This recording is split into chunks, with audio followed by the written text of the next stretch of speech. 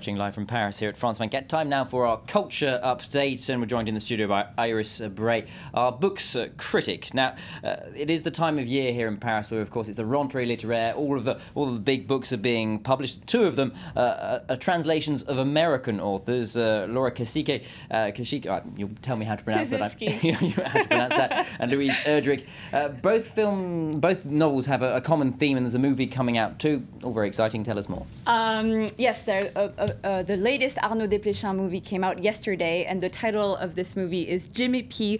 Psychotherapy of a Plains Indian. And it's basically a movie about an analyst, Georges Devreux, and the treatment of his patient, James Picard, a Blackfoot Indian. And the reason why I bring out this movie is because one of my books deals with a Native American culture, and the other one with psychoanalysis. But unlike the movie, which I found quite boring, both of those books are really powerful and wonderful, and they also deal with motherhood.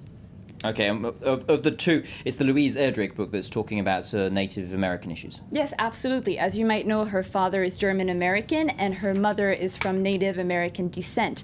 And she grew up in North Dakota, and that's where the story of the Roundhouse takes place. So the narrator of the Roundhouse is Joe. He's a 13-year-old boy living on the reservation in 1988, and his life is about to change when he learns that his mother has been brutally raped. So the entire book is about this relationship between this young boy and his mother, and how he has to grow up faster than his friends, and then his new desire for this quest for justice, because he realizes that adults and the judicial system are not protecting his mother. Something of a criticism of the judicial system. Is there also a political subtext in there too? Yeah, there is, and Erdrich throughout her books is really interested in that question of American Indians facing different political issues. And Yves Jackson from France 24 had the chance to meet the author last year and asked her more about why that theme is important to her. The political struggles faced by Native American people are something that you deal with in your books, like in The Plague of Doves. It's based on true events. Yes. In writing about things like that, is it a form of healing or retribution, or how do you see it? I think it's a very good way of putting it. A form of healing is something that occurs in the writing and in the reading, as a transaction of the heart between a reader and a writer.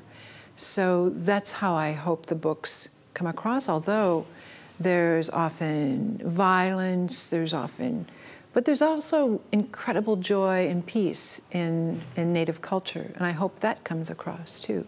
That's the author then talking about the transaction of the heart between the reader and the writer. Tell us more about why it's unique, though. Well, Erdrich does a really great job at, talking about a very sensitive subject, and it's really rare to have a rape narrative through, a young boy and the son of the victim, who is also discovering his sexuality at the same time. It won, the National Book Award last year. It's a really powerful book, and it just came out in French under the title Dans le silence du vent. One for our viewers to pick up either in Paris or around the world. The second book you're going to be talking about tonight, I'm not going to try and pronounce the name once more and fail, and I'll let you do that, but it's not even come out in the States yet. Tell us more. Yes, Laura Kasischke, this is her latest book, Esprit d'hiver. It's one of my favorite books of the rentrée littéraire. It hasn't come out in the States yet. That will be for April. She's just a really wonderful author. And basically, the book is about Holly, the main character, waking up one morning with this sentence in her head. And she's going to try to figure out what this is all about while she's trapped in her house with her daughter, while outside there's a blizzard and her husband can't come home. And so one of the major influences of the book is Kafka. It kind of gives you that thrill, and you kind of feel uncomfortable. And the other major influence, I would say, would be Freud, because Kasischke really likes to see what's under the surface.